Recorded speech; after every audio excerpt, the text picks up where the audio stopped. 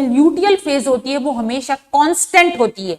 हमेशा एग्जाम में पूछा गया है, याद रखना, बहुत कंफ्यूजिंग होता है। तो ये फेज जो होती है वो हमेशा क्या होती है, कांस्टेंट फेज होती है।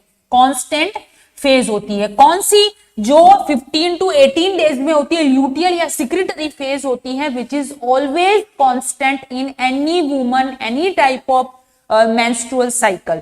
ठीक है ना।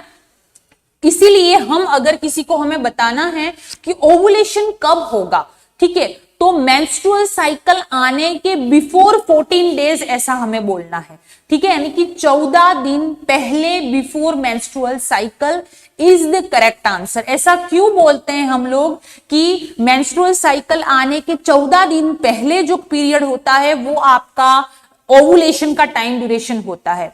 हम ऐसा क्यों नहीं बोलते हैं कि भाई प्रोलिफरेटिव फेज, फॉलिकुलर फेज या स्टार्टिंग के 14 डेज, ऐसा भी बोल सकते हैं? नहीं, बिकॉज याद रखना कि ये जो फेज है ऑलवेज कांस्टेंट रहती है। वेरिएबल कौन सी होती है, तो वेरिएबल होती है ये जो प्रोलिफरेटिव वाली फेज है, प्रोलिफरेटिव वाली फेज, या फिर हम उसको फॉलिक्यूलर फेज भी बोलते हैं। क्या बोलते हैं? फॉलिक्यूलर फेज भी बोलते हैं। तो ये जो फेज होती है वो वेरिएबल होती है मेंस्ट्रुअल साइकिल में। क्लियर है? तो ये चीज आप याद रखना, बहुत बार एग्जाम में पूछा गया है और बच्चे इतने कंफ्यूज हो जाते हैं और गलत कर देते हैं आंसर।